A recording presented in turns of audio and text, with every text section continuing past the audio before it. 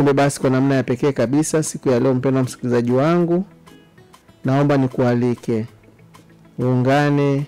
na wana Ilula kule Jimbo Katoliki la Iringa kumshukuru mama na mama yetu Bikira Maria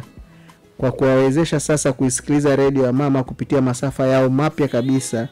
ya FM 90.9 MHz. Kwa niaba yao ni kushukuru sana mdau wa redio ya mama kwa upendo na ukarimu wako siku zote, na nichukue fursa hii kwa namna ya pekee kabisa kumshukuru sana Mhashamu Baba Askofu Romanus Mihali, askofu wa Jimbo Katoliki Iringa, mapadre wote, watawa pamoja na wana Ilula kwa mapokezi na ushirikiano mkubwa waliotupatia katika kipindi chote